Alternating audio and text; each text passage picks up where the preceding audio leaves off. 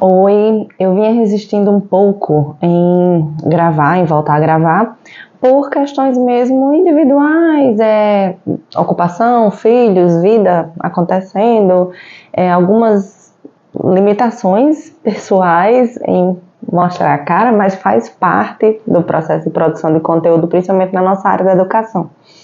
Então, ultimamente, algumas pessoas vêm me perguntando no individual, principalmente quando eu faço postagens de artigos relacionados à neurodiversidade, TEA, e eu recebi nesses 3 últimos dias, coincidentemente ou não sei, prefiro pensar em sincronicidades mesmo, perguntas sobre relação entre tipo de parto, desenvolvimento e o aparecimento, na verdade, né, a manifestação de transtornos do neurodesenvolvimento na prole, constituição de microbiota e alguns mitos que se formam pela existência, pela mudança muito recente que tem sido noticiada na epidemiologia do autismo, do TEA, né, do transtorno do espectro do autismo.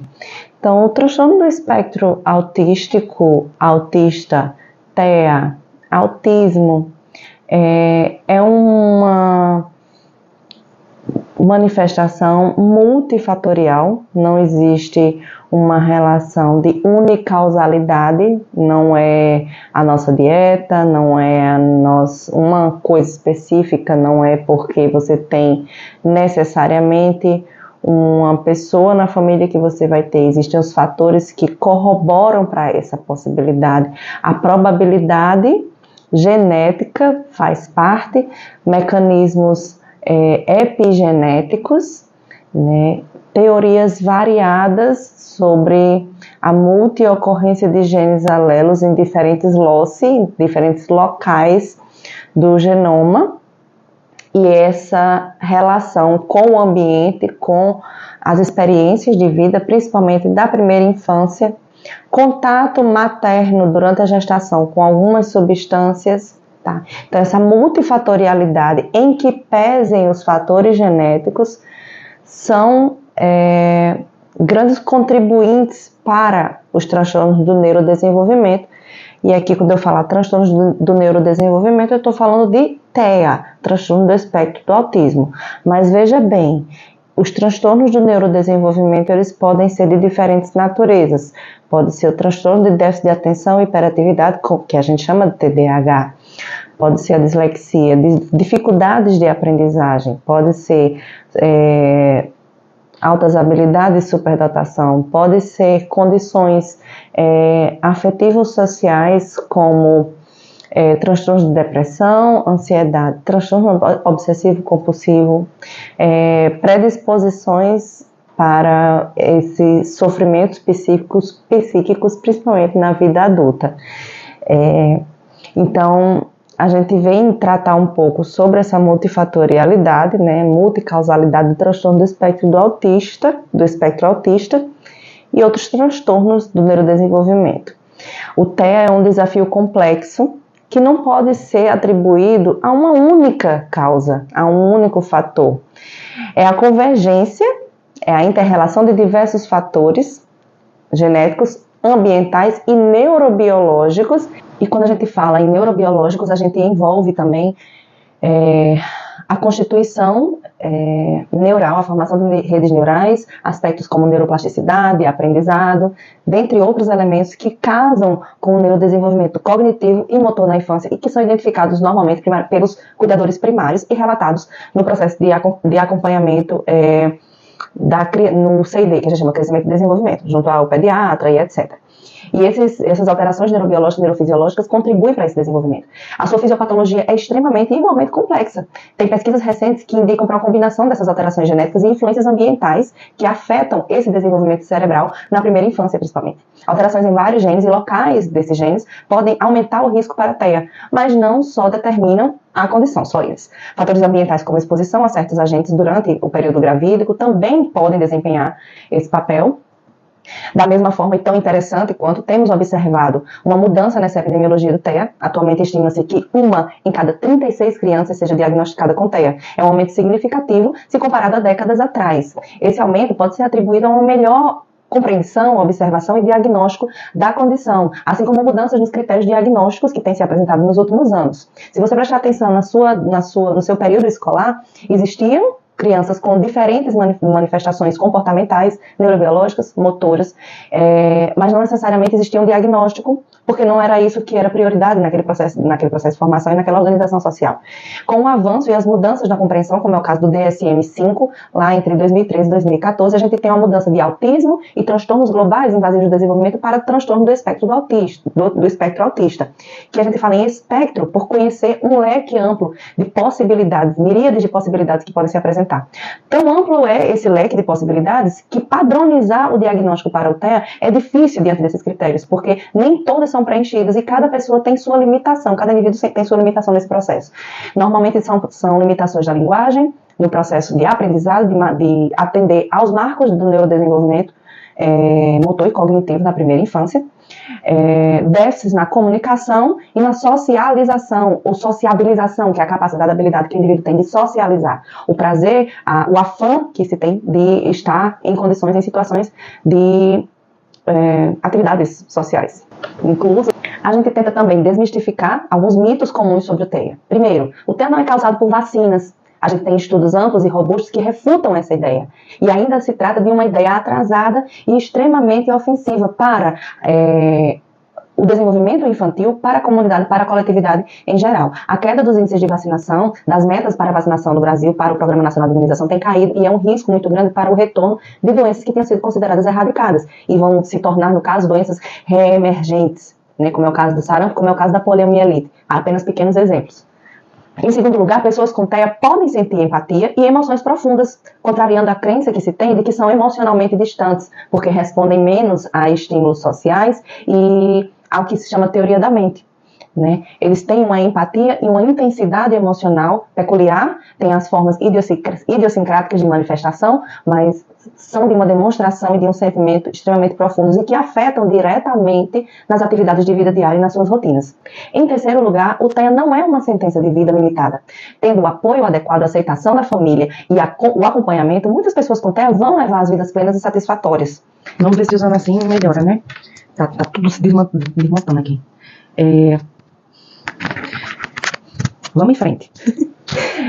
A pior inimiga da inclusão é a desinformação. Então, quanto mais a gente se fecha nas nossas ideias e senso comum sobre condições que estão a pleno vapor no mundo das pesquisas e que se apresentam diariamente, cotidianamente e cada vez mais frequentemente nas nossas vidas, nas nossas rotinas, se a gente se fecha às informações e à participação na comunidade, a gente desentende, a gente se fecha a esse processo inclusivo. E essa compreensão do TEA como questão multifatorial, ela vem ao encontro de situações e processos formativos que precisam ter uma visão mais multidimensional. Então, eu tenho uma apresentação de alguns artigos na legenda de algumas revistas importantes, como Molecular Autism, que a gente tem revistas de artigos avaliados por pares, mostrando algumas revisões, como uma revisão abrangente de pesquisas existentes sobre fatores ambientais e o seu papel no desenvolvimento, na manifestação do TEA, complementando o entendimento sobre a interação entre genética e ambiente nessa fisiopatologia não vou nem dizer transtorno, espectro. É uma fonte sólida e respeitada que pode fortalecer sua discussão, né, e suas leituras. Em outro artigo, que é a prevalência de transtorno do espectro do autismo entre crianças com idade de 8 anos, monitoramento de habilidades, neurodesenvolvimento, também vem apontar o aumento na atualização desses dados sobre a prevalência nos Estados Unidos. Como no Brasil a gente não tem um sistema de informação para a TEA, a amostra significativa serviria como uma sobreposição populacional, né, uma transposição das informações para trazer para a nossa realidade, principalmente porque tem se tornado cada vez mais constante, cada vez mais frequente no âmbito familiar e escolar. Tá? Essa revisão, esse artigo, na verdade, não é uma revisão, ele passou por uma metodologia rigorosa e uma amostra bem ampla, tá? E a gente consegue compreender essa mudança na incidência, que há um ano, mais ou menos, a gente tinha uma proporção de 1 para cada 56 crianças.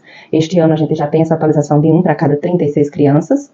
E a gente tem o desenvolvimento de fatores como melhor diagnóstico, mudanças nesses critérios diagnósticos para os transtornos do neurodesenvolvimento. A relação entre o tipo de parto e o TEA tem sido um tópico crescente, inclusive o pessoal tem pedido para a gente falar sobre isso, particularmente no que diz respeito ao eixo cérebro-intestino. Eu já falei sobre ele em outras postagens. Ele é uma comunicação bidirecional entre o sistema nervoso central e o sistema gastrointestinal, principalmente o sistema mioentérico, sistema nervoso entérico, que nós tendemos a chamar de segundo cérebro, e tem sido cada vez mais estudado em relação a condições do neurodesenvolvimento. O TEA é um exemplo, pela geração de substâncias neurotóxicas que podem ter contato, chegar ao sistema nervoso central através de processos de inervação, tanto pelo nervo vago quanto pelo sistema circulatório. E isso tem implicações neurocomportamentais, uma vez que essas substâncias neurotóxicas podem levar a um processo de neuroinflamação. E a neuroinflamação ela se manifesta como? A partir de alterações comportamentais. No caso do TEA, a gente tem as ritualizações, as estereotipias, a rigidez cognitiva, e elas podem ser potencializadas por esse aumento, por exemplo, a partir da teoria da permeabilidade da parede intestinal, um aumento dessa permeabilidade intestinal e um aumento na captação de substâncias neurotóxicas para a circulação. Então, a alimentação é importante, a colonização intestinal também. Por isso que a microbiota intestinal do bebê, ela começa a se formar a partir do processo de parturição. E o parto normal permite esse contato imediato do bebê com a microbiota intestinal da mãe. Mas isso não é o único fator. O aleitamento materno, a reposição, o contato direto da mãe com o bebê são fatores que estimulam a maturação dessa microbiota intestinal. Tá? Como a gente diz sempre, são multifatorialidades, são convergências de fatores, de situações que vão influenciar nessa manifestação. A microbiota intestinal, ela tem um papel importante, crucial no desenvolvimento do sistema imunológico, na digestão, na regulação desse eixo cérebro-intestino. Essas alterações da microbiota intestinal para mais ou menos grupos de bactérias podem ser influenciadas pelo tipo de parto, estão associadas a diversas condições, incluindo TEA, colite, doença de Crohn, doença inflamatória intestinal, podem impactar no desenvolvimento e função cerebral, contribuindo para os traços comportamentais e neurológicos característicos do espectro, como eu mencionei anteriormente. Por exemplo, esses desequilíbrios na microbiota intestinal podem afetar a produção de neurotransmissores fundamentais para o processo de regulação, de autorregulação e formação de bioativos, que influenciam nessa função cerebral, comportamento e, sobretudo, o humor. No caso do TEA, as pessoas no espectro, elas tendem a ter os movimentos repetitivos que nós chamamos de estereotipias. E está extremamente relacionado à modulação do neurotransmissor, que é a dopamina. Com relação às vias dopaminérgicas, quanto maior a liberação de dopamina, e isso para nós, entre aspas, neurotípicos, funciona como o vício, a dependência de telas, do touchscreen, porque quanto mais curtidas, quanto mais comentários, feedbacks nas redes sociais, maior a descarga de dopamina, maior a necessidade dessa descarga de dopamina continuar acontecendo. E isso no autismo, no TEA, se manifesta como o fidgeting, que é a necessidade de ter objetos para a autorregulação, a regulação sensorial nos transtornos de processamento sensorial.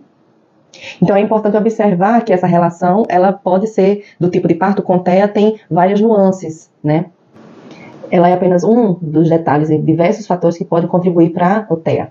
Essa complexidade do TEA exige essa abordagem multifatorial e multiprofissional para entender, que existem essas complexões de causas e manifestações, conjuntos de detalhes, conjuntos de aspectos. Por isso, a gente volta a falar no espectro.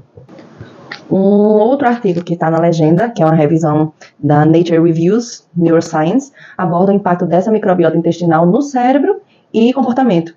Então, os autores eles exploram essa relação entre a microbiota e várias condições neurológicas, dentro delas o TEA, destacando a importância do eixo cérebro-intestino, da saúde mental e no desenvolvimento neurológico. Obviamente que essa saúde do eixo cérebro-intestino tem relação direta e íntima com hábitos de vida, mudanças comportamentais em termos de ingesta, nutricional, que são mudanças a longo prazo. E isso se relaciona diretamente com outro fator muito característico do TEA, que é a seletividade alimentar.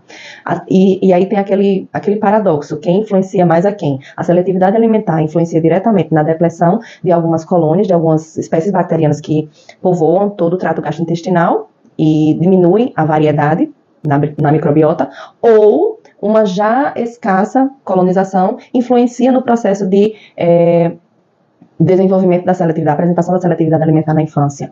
Outro fator que contribui para a seletividade alimentar no TEA é o transtorno de processamento sensorial. A hipersensibilidade olfativa, por exemplo, tátil, aversão a algumas texturas, alguns cheiros, a relação direta de processos alimentares com experiências afetivas na infância, ela vai desencadear esse processo. Então, são muitas questões a serem trabalhadas. Eu não sei se está funcionando.